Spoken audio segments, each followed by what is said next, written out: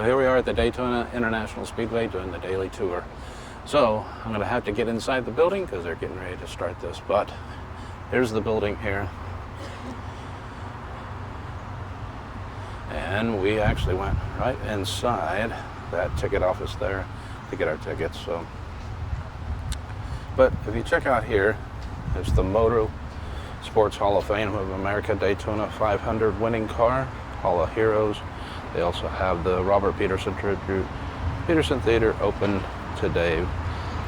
Oh, so we're gonna go check this out. It's supposed to take us around the track area, give us a little promo of all of that, and then eventually go into the museum.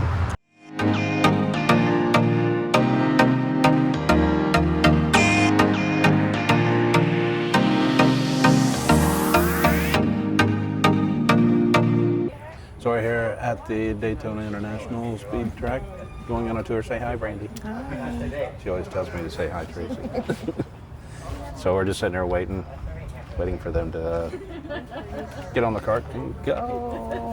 Are you excited? Oh, there's our tickets because we're official. Oh. So we're going to go through the line now. So see you in a bit once we get on. We're going around that parking lot right now.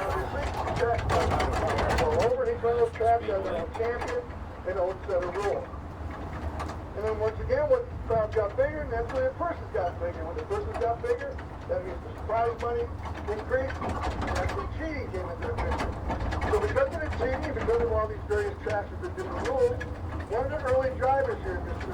Bill Clancy, and his boss down the local Cadillac dealership, Jay Saxon-Roy, wanted to try to get together with as many people as possible, try to come up with one set of rules, one champion, and one organization to go with racing. So in 1948, all these various individuals met in the Streamline Hotel, still staying on A1A. And at that meeting, they came up with the first 35 rules.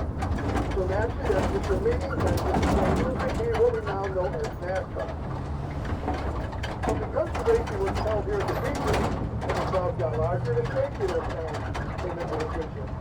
So once again, Mr. France and Mr. Lloyd got together, and they wanted to try to find a piece of property in the Daytona Beach area where they could build the largest, fastest oval track in the United States. They searched the area, and they finally found a 500-acre piece of property, which consisted of snakes, lakes, and alligators. But once they did start developing the land, they still found out they couldn't build that perfect oval because of the dog track to the west and the airport to the south. So they came up with a concept called the tri-oval. And basically the tri-oval just has another small curve to the track. And here's where the start-finish line, making the overall length of the track is 2.5 miles. Now before I continue on with my portion of the tour, I would like to play a welcome message from none other than three-time Daytona 500 champion, Jeff Gordon. Hi, this is three-time Daytona 500 champion Jeff Gordon. I'm pleased to welcome all of you to Daytona International Speedway. Nearly 60 years ago, a small-town auto mechanic named Bill France Sr. dreamed of creating a racetrack that was bigger, faster, and more exciting than any before it. In the ensuing decades, his belief in big dreams transformed Daytona International Speedway into the world's center of racing. Synonymous with names like Petty, Earnhardt, and Allison, Daytona International Speedway has captured the imaginations of the millions who have set foot on these hallowed grounds. Now, Bill France's dream has taken yet another step forward with the reimagination of this American icon, blending the modern amenities that today's sports fans demand with the heritage that race fans expect from Daytona. As 2016 saw the closest finish in the history of the Great American Race, it not only conjured memories of Johnny Beauchamp and Lee Petty's three-wide photo finish in the inaugural 1959 Daytona 500, but reminded race fans everywhere that a reimagined race experience hadn't changed the core of what Bill France envisioned decades ago. Welcome to the World Center of Racing. Construction of the track actually began 66 years ago in November of 1957. It was completed just 15 months later. In February 1959, just in time for that very first Daytona 500, where we had 41,000 fans in attendance. As I said in the kiosk area, we're not going to be able to get onto the track today because the venue is actually used 260 to 270 days a year, not just for racing. For our major events begin in January with the Rolex 24-hour endurance race. And actually next weekend, the big daddy, the granddaddy of them all, the Daytona 500. And then in March, the track holds an event called Bike Week. For those of you who might not know, Bike Week is this major biker event where we have thousands of bikers coming from virtually all over the world to participate in shows, races, and swap meets. In late March, early April, there's another event here called the Spring Turkey Rod Run. Personal note, I don't know what turkeys have to do with the springtime, but that's a classic car show and swap meet. In August, we have two races back-to-back on a Friday and Saturday night. Friday night is the Wawa 250, which is an Xfinity Cup race. And on Saturday, the Coke Zero Sugar 400. That used to be the Firecracker 400 on the 4th of July weekend, by the way. So you can see there's already big players ready for the big race for Daytona 500. The prelims are next week, so that's why you see all the trailers for here. Thanksgiving Day weekend, we have RVs. the Turkey Rod Run. And then in December, the final racing event of the year, this is where the World Car Association is here. Now, those cars, they look like those kind of go-karts that you see in the county fair, pay to ride along in. But give you an idea, these race cars, this past kart week, one of those race cars, was clocked in excess of 170 miles an hour on our backstretch. Now we're going to be carrying the infield here to our newest tunnel. Going under the track. Directly under turn 1. Now, this building completed on time in 2004, even though this area suffered 3 hurricanes in the month of August alone. It is the largest of 13 feet 6 inches tall, and that's an order to fly clearance. It has the car haulers, tractor trailers, and motor homes to pass through here side by side.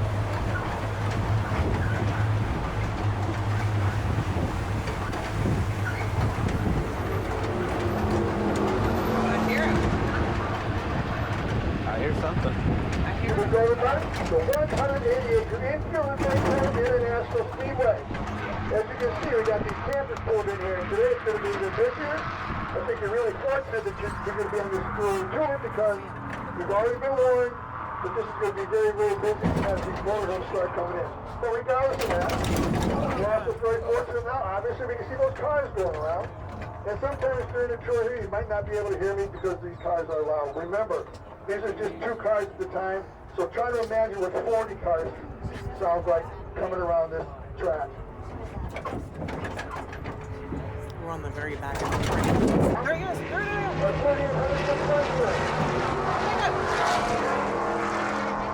At the start finish line, it's banked at 18 degrees. And these massive there's the track right here. high bank current are banked at 31 degrees. Gosh, look how In between that red and yellow line and that outer barrier is 40 feet, roughly the equivalent of a 4-story building. So this is the track. It's like 31 degrees. That outer barrier is called the sacred barrier. We of have an it angle. also As soon as see the cars come by, we'll try to catch them. There's a couple of cars zipping around there. 9 miles of steel tubing, backed by industrial So we're inside the RV parking area where people sit and watch the cars go by. We'll see drivers coming through the side bank turns to across at approximately 180, 190 miles an hour. Waving at all the people as we go by. But then, every so often, especially towards the end of the race, you're getting that one driver who's really brave and he tries to take that inside line. That's cool. Now imagine if you will, 4 cars in that tight area All the at 180, 190 miles an hour. All through here. The least little mistake by any one of those drivers will cause that signal area to come into play. And naturally, because of the way it's designed, it'll give way a little bit, reduce the damage to the car, but more importantly, reducing the severity of the injuries to the driver. Now call your attention to the obvious, that massive seating area. In between 1959 and 2013, that seating area consisted of steel bleachers with a seating capacity inside of the 41,000. track. At that time, we had fast stretch bleachers, so the total occupancy of the track was 100,000. But in between 2013 and 2016, that seating area overwent a regional project called the Daytona Rising Project. It cost $400 million. And at that time, all the bleachers were removed, both on the front stretch and the back stretch. The length of this seating area was increased to 0.8 of a mile, and those upper 2 levels were added, which was made at 31 degrees. Man. So Most bleachers are in place for independent 31 degrees up in the upper bleachers. Armrest cup holders. Not me. The total seating capacity of our front stretch seats alone is 101,500 people. For our standing room only VIP suites and lounges, total occupancy of the deck is 150,000. 150,000 for the There's the one TV here to give that exact illusion. Now, most of the time, for our major event, that's the 500, and our Coke Zero Sugar 400, we really don't need it to sold out, but the one time it came into play quite effectively was during the 2021 Daytona 500, and due to COVID restrictions, we were only allowed to operate it at 15% capacity. Now the area over to the driver's side, just beyond that chain link fence and that blue barrier, this here over here is the eastern 180-degree hairpin turn around road course. The road course is 1.06 miles long, making the overall length of those road course races to 3.5 miles. And you can also see how close the fencing and those bleachers are to this track, and that's how close those games can get to 1 asphalt. And normally, coming around these hairpin turns, these cars are doing about 90 miles an hour. And 2 weeks ago, I had this come around my tram. The wife told me that she could actually smell the rubber birdie coming around these hairpin turns. And the husband said, That's what Brandy does. She does 90-mile-an-hour high he saw one driver tell another driver how he thought he was number one for something he'd done earlier in that race. I'm not so sure I believe that or not. You never know.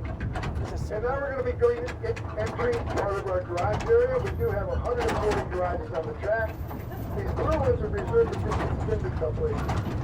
When we get up to the seating area, I'll be able to point out the red and white NASCAR, the Cup race, the Cup Series garages. We have 41 This of is those. massive. I can't believe And then in the far distance, once we get up into the seats, you can see the yellow overflow garages.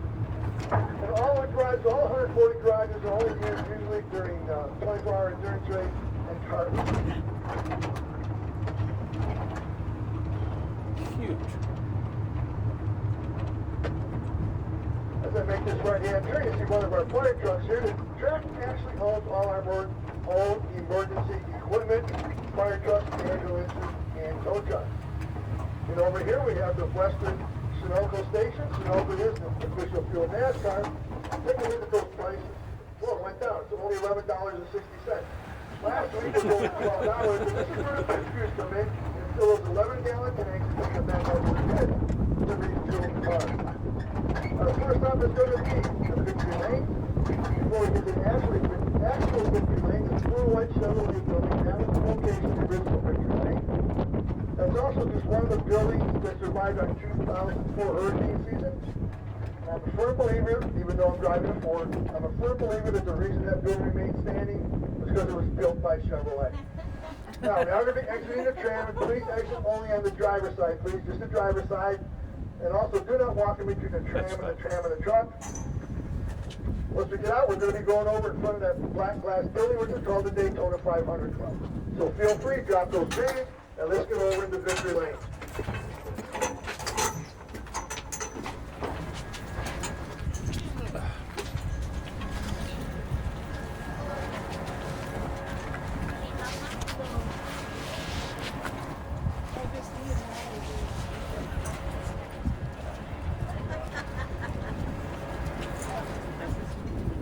I know, right?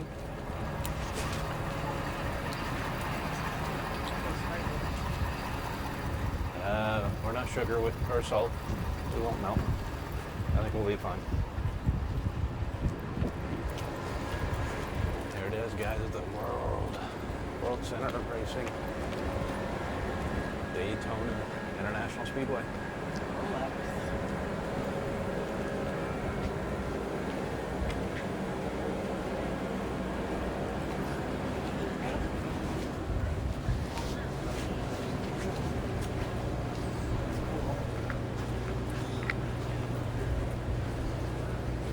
Wow.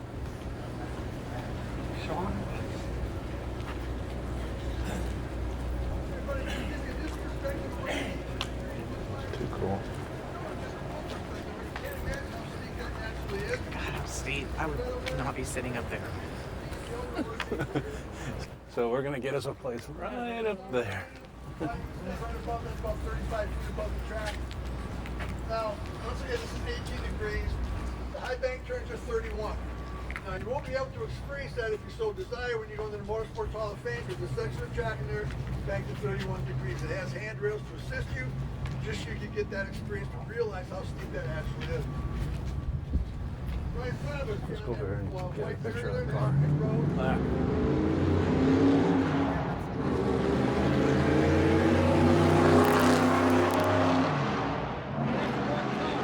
Let's go over there. 1,600 feet long, consistent 40 pits. Mr. France was really superstitious. He didn't want any driver saddle with the fucking 13. So they really never 11, 12, 12.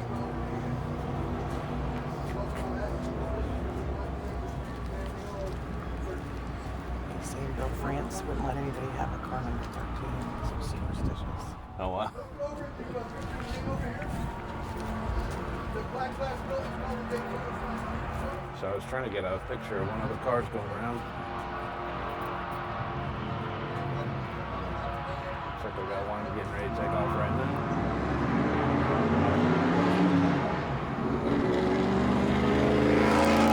Number 24.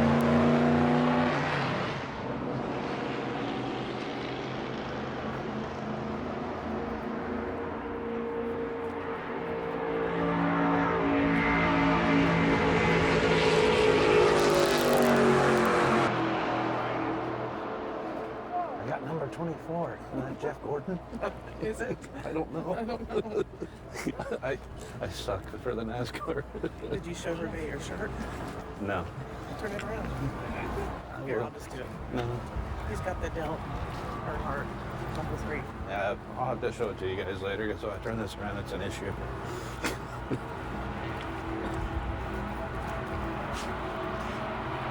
Okay. So there was a couple of cars.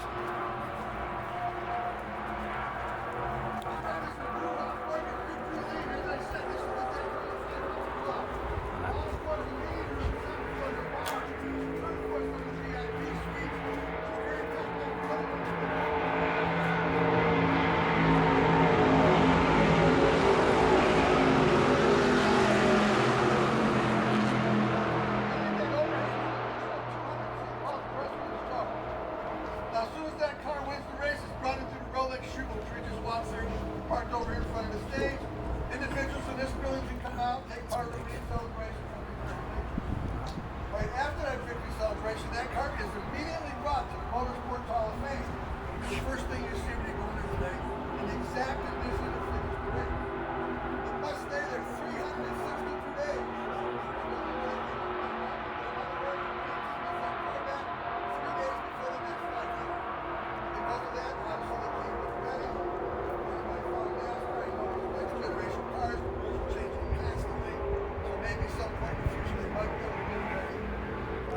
Wow. So you can definitely hear the cars coming by.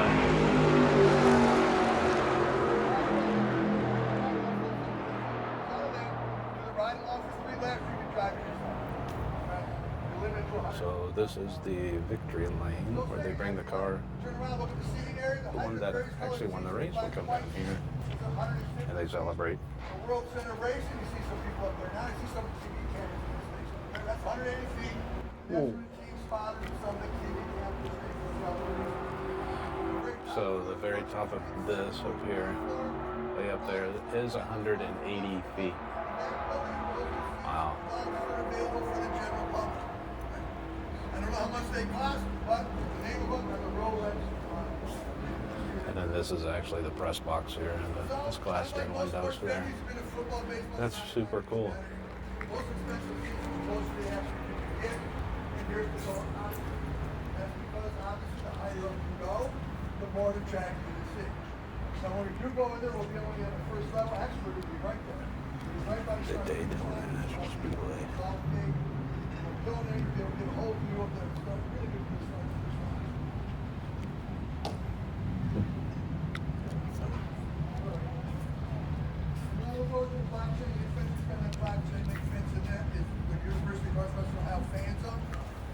Additional ticket, this year's $100. In addition to your city ticket, you come down here and take part in the free race activity. Also, So guys, actually earlier I did capture car 24, which we were saying was Jeff Gordon, but now It used to be Chase Elliott. it used to be Chase Elliott for car number 24, but now we looked it up on Google. It's now, since 2018, has been William Byron. So now we're educated. So William Byron is here today. Yeah, he's here racing around the track. So everybody's taking their picture in front of this sign over here, and then we're going to move on with our tour as we head out that way. This is super awesome, though.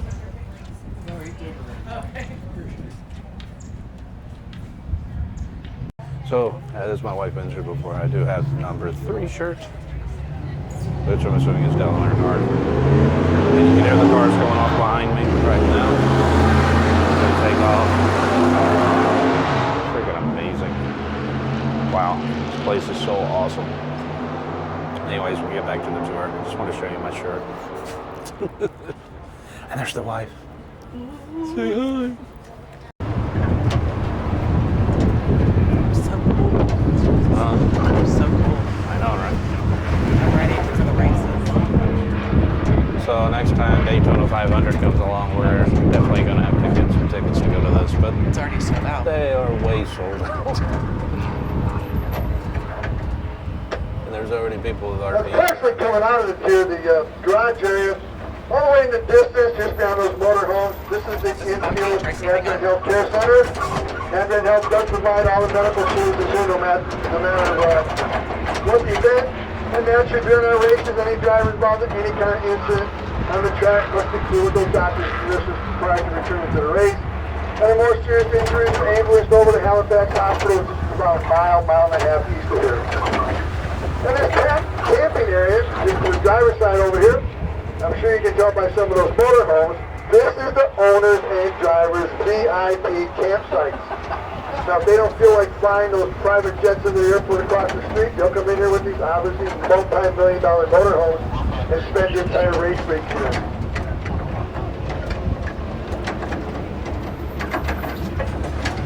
We're not too busy over here by Lake Lloyd, but we're going to be going down here. This is called Lake Lloyd Road.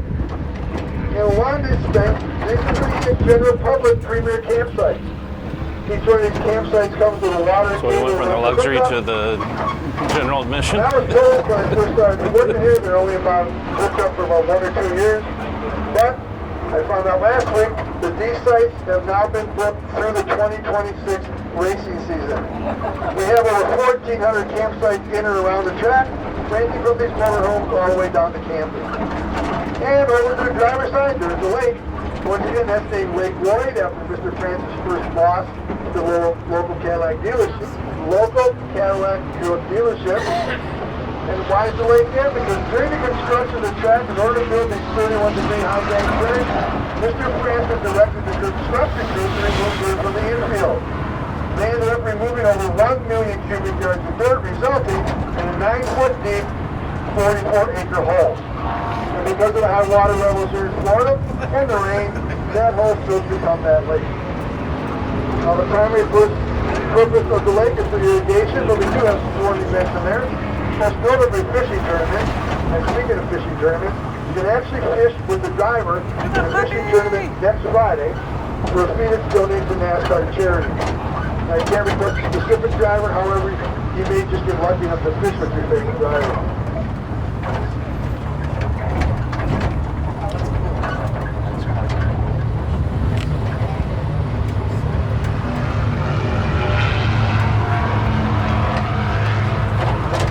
Let's see if we see a car going by up here. This is 31 degrees turn they have here. Basically an embankment.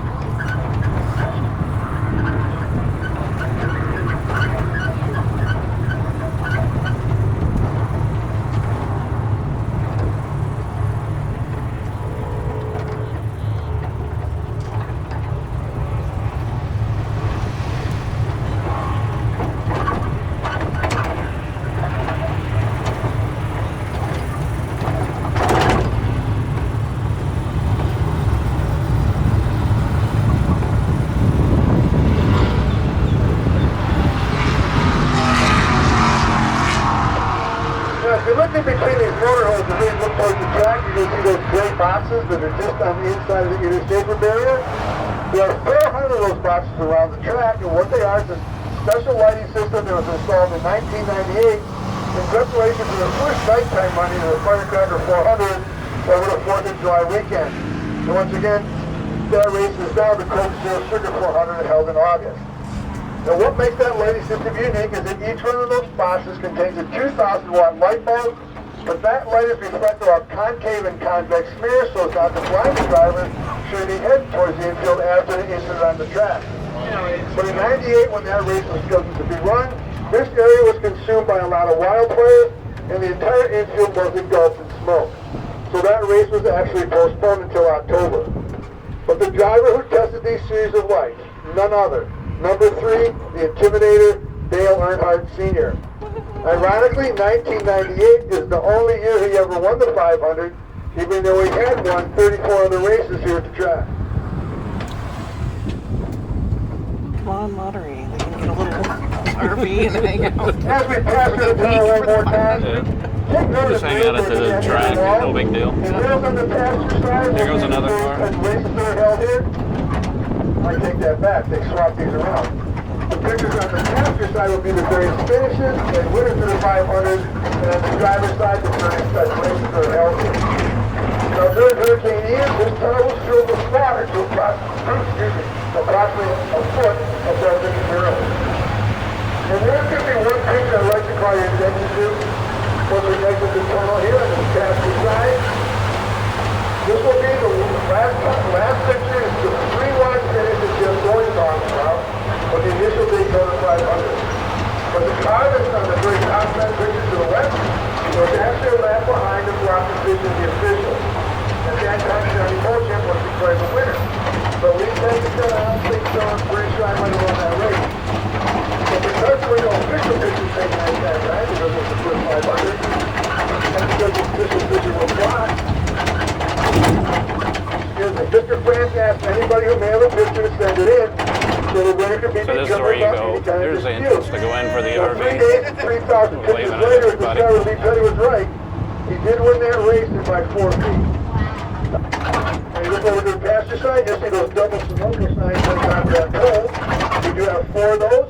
One at the entrances of turns 1 and 3, and exits at turns 2 and 4. And in between that double Sunoco sign, you might have seen those 2 seats. And this is where the track spotters sit throughout the races, and naturally their responsibility is to notify the flagman of any kind of hazard on the track so he can wave the appropriate flag to warn the drivers. The length of the seating area was increased to 8 inches per mile, and those upper 2 levels were added. In order to compensate for additional length and weight, when redesigning the seating area, the architects actually had to buy it, knock it down, and build the parking lot. But they did rebuild it just west of here in Williamson. But because down, the build operation a is now parking lot. banned, it's just a base betting and poker parlor. Are you recording? In order to be passing by our 5 poker partners' entrances or injectors, first one being Advent Health, and as I said, the infield, they provide all the medical services here no matter what the event. I'll give you a call after. And the sidewalk we're driving over, sponsored by Advent Health, is just a portion of a 1.5 mile physical fitness course that's lit so that the residents of Daytona Beach can participate in their favorite exercise in the cool of the evening instead of the heat of the day. This blue steel structure will be passing under just one of our solar pavilions. We do have over 7,000 solar panels here at the track, and that's enough to provide all the electricity needed to light the entire infield. And our next injector, the Team Chevy injector. Now, for personal note, any Chevy fans on board, Chevy fans, raise your hands, speak up or something. All right, how about Ford? Couple Toyota? Well, Chevy fans got the bragging rights. The Chevrolet is the car manufactured with the most wins in NASCAR history. Followed by Ford, and then Toyota. Now everybody, we're traveling by undoubtedly the most photographed area on the track, the Daytona International Speedway sign. That sign is 355 feet wide, and the letters in the word Daytona are actually 13.5 feet tall. I realize from a moving tram here you can't get really good pictures, but if you come down International Speedway Boulevard, turn off on Fentress Boulevard, there's a small parking area underneath that large American flag, where you're more than welcome to come day or night and take as many pictures as you like. Our next injector is the Exalta. Exalta is the largest injector here at the track because it leads directly to our VIP suites and lounges, and also the suites directly over the start-finish line. Speaking of which, this checkerboard line we're driving over right now is this exact line with the start-finish line on the track. Now once again, this is where we will be entering the seating area as soon as I find the right gate. Once we do exit the tram, you just exit only on the passenger side. Do not step in between the tram and the truck. And at this time, when we do exit the tram, make sure you take all personal and valuable items with you because this portion of the track's not secure. There it is. You're going to meet me just to the right of that exit only gate. I'll get out, open them up, and we'll get up into the seats. So feel free, drop the change on the passenger side only, and let's get up in the seats.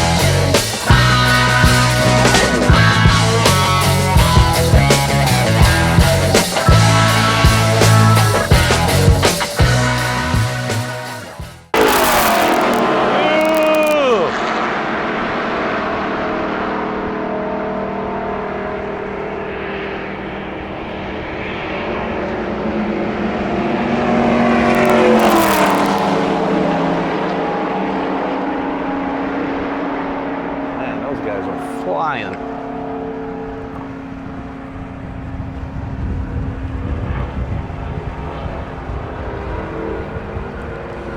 There's another one. I'm going to try to track him as he goes by.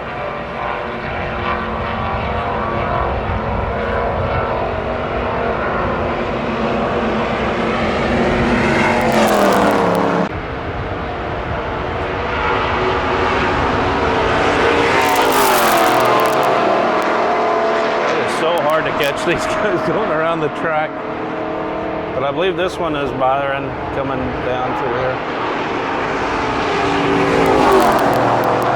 There he goes. That's who me and Brandy are going to be rooting for this year. So this is the famous spot where they do the donuts and cookies and spin out after the race is over when they win.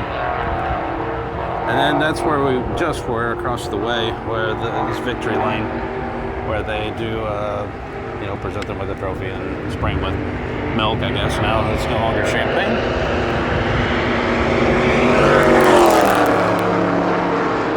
Whoa.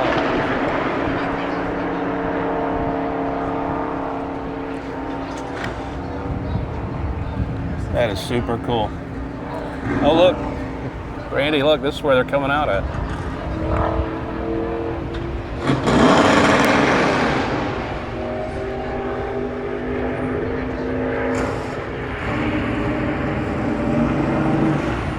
Number 10, they're trying to give him a jump start. He just needs to pop the clutch, I think. Number 2.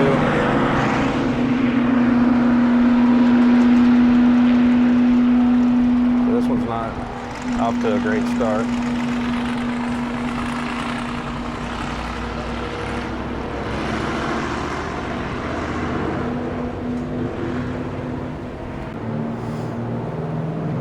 So this is one of the guys that I got earlier, William Byron. He's in car number 24. That was pretty awesome. I got a photo of that, him going by.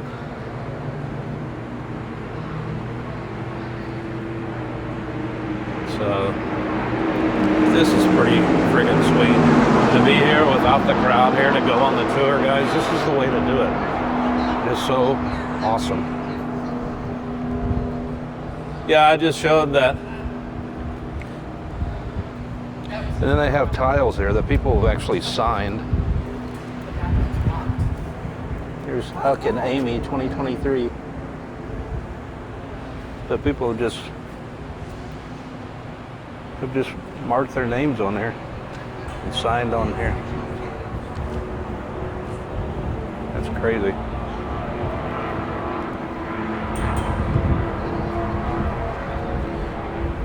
The But you got the Victory Grill that's way down that way. You have, there's a bar behind me. This is another bar area here. Our seating area that they have here. It's pretty rad. A bunch of TVs, which I'm sure during the race they probably have the races going on. There's some cars going by, but this is pretty cool.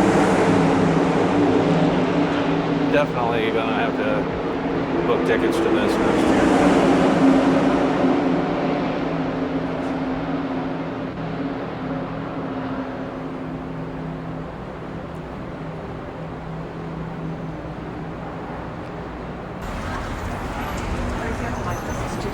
What?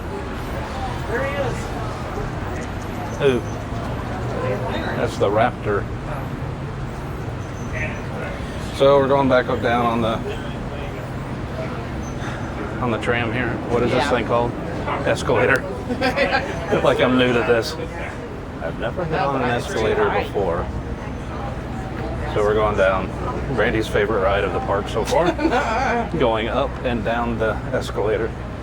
We would never, if we ever bought tickets to the Daytona 500, I don't think we'd ever find Brandy because she'd be going up and down the escalator. Oh, okay. Having fun. That's what I do. And I'm glad to know that the more expensive the seats are higher, because I can. Yeah, because sit you see low. more of the track, of course. Makes sense. Yeah, so I'm buying her press box seats for next year. So what is this thing? So, hey Brandy, go climb on that.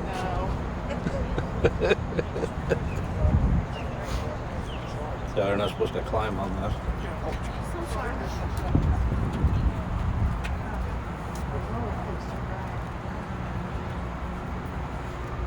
That's pretty cool. No idea what it is. Guess this is a card that came from some ride. So apparently that was a coaster that was on a ride by Space Mountain and Six Flags, and it would go up to 100 miles an hour.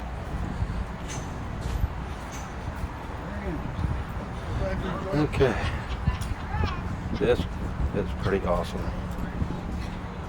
This is our tour vehicle. And the tram that we're on. So let me get back on here. His dad in the early 70s and was responsible for that lighting system installed in 98. This red sidewalk is the Motorsports Hall of Fame Walk of Fame, contains handprints, footprints, and signatures of some of the 500 winners since 1996. And the middle statue, the man himself, number 3 in the Intimidator, Dale Earnhardt Jr. And our last statue, the man whose dream made all of his possible for us dream is to build for his senior and his wife, Annie B. And that's a pretty good depiction of what they look like standing next to each other because Mr. Fran stood 6 feet 5 inches tall. They're also only 7 feet 6 inches tall, and that's because back in the early days of racing here, drivers drove the actual stock cars onto the track or towed them behind the family vehicle. As I said, our last stop will be the Motorsports Hall of Fame, and just because it's in the middle of a racetrack doesn't mean you're only going to see race cars. See race cars, dragsters, speedboats, motorcycles, Formula 1 cars, and airplanes, and even the last cars that attempted to break the land speed record when they were still doing that down in the sands of Daytona. And once again, my name is Sam. Thank you for visiting us here today at the Daytona National Speedway. I hope you enjoyed the tour. If you're traveling on, please do travel safely. If you're remaining in the Daytona Beach Raceway, I do hope you enjoy the remainder of your stay. Now, we will be exiting one more time here on the passenger side only once again. And when we do exit, just meet me by the double blue doors. I'll get out, open them up, and get you in there. And that's it for me today. Maybe we'll see each other next week again. But until then, y'all take care. Have a great day. And once again, thank you so much for coming to see us today.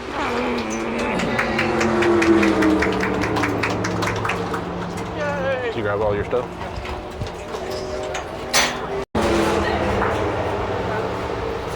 So we're here at the Motorsports Hall of Fame of America. Wow. So the Motorsports Hall of Fame. Where? Oh, the theater thing. Hey, wait a minute. I got people taking pictures of me taking pictures of them taking pictures.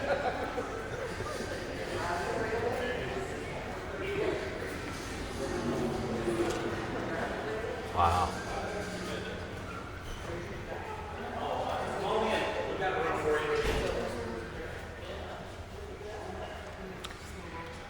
Look at this, babe. Daytona International Speedway Wall of Winners. We want to welcome everyone to the Motorsports Hall of Fame of America. And we recognize all forms of motorsports here. We've got everything from aviation, boats, motorcycles, land speed cars. We've got some Indy cars, drag cars, Can-Am, sports cars. But when you come to Daytona, you come see NASCAR. And this is a winning Daytona 500 car last year, driven by Austin Cindric. And we keep it for a year, and that year's almost up. Next week it will be. And Roger Penske, he'll take possession of this thing. Now, these guys like to do burnouts when they win a race now, and we had to put a wheel dolly under the right rear tire here in order to get it in the building here. We just destroyed that right rear tire. The only other place on this car that you can tell it's been in a race is the left corner here. It's got a rub mark on it about 8 feet before the finish line there on the last lap. Bubba Wallace got close enough to actually put a rub on it. And other than that, this car's in great shape. Now, the driver of the car, once they win a 500, their portrait goes up on that wall behind you over there. And we call it the Wall of Winners. Anybody that's ever won a 500, their portrait's up there. And it goes back to 59 with Lee Petty being the first one. And Lee had a son named Richard, and he's up there 7 times. He's the winningest Daytona 500 driver in the history of the Speedway. All right, so we're here at Motorsports Hall of Fame of America, and they have like all kinds of things. Like here they have like the sports boats. They have sports boats. They have motorcycles. They have the, different NASCARs, different type of road cars. All kinds of different cars. You can see a bunch of them, like Formula Ones hanging up. Old timey cars, even midgets with motorcycles. Pretty rad.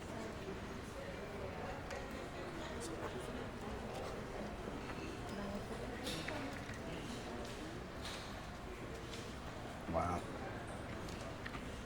This is the Campbell Royalton Bluebird. Sir Malcolm Campbell's a Daytona Land Speed record car. Wow. Right out on the beaches where we go to, as we are locals now. Look at this thing. Can you imagine being in that cockpit going? How fast are they going on this? 276 miles per hour. Jesus.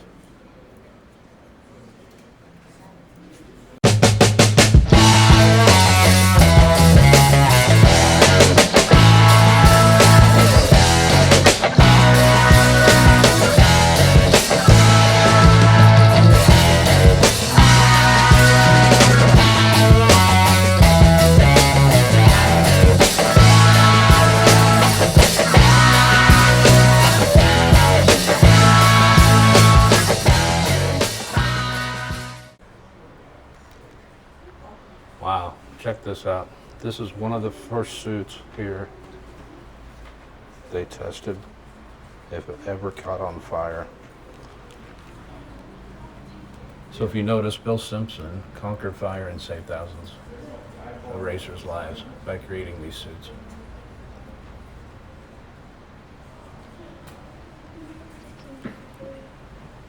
Too freaking cool.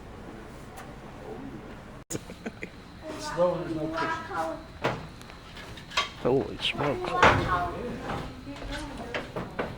Danny Hamlin's car. Hey, here you go. I won. All right. I get to go to the winner's circle and drink milk. Okay. They're exiting out of here, and of course it comes too, where you can buy all the souvenirs.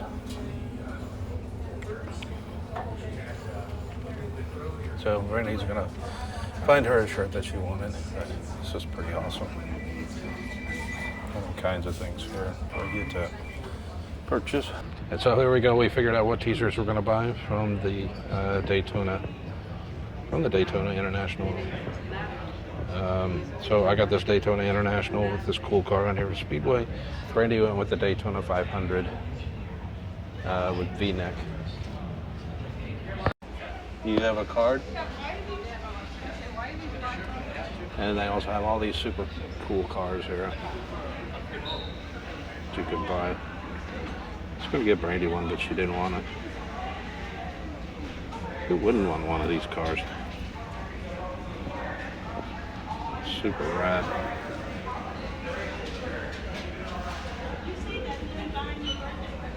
There's number 24. That's the car I saw today.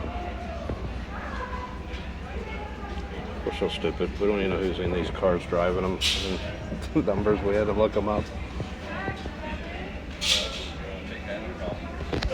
And they got a bunch of cars on display up there. Then you can also buy like big pictures of the entire panoramic view of the Speedway. That would be so awesome. A good old man cave, right? And there's a full view of the entire place. Super cool. So Brandy made our purchases and we are headed out of here.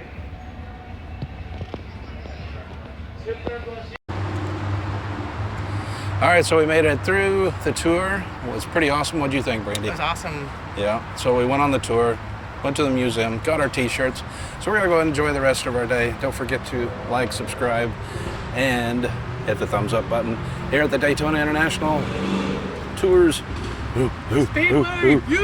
Speedway. William Bye. Byron.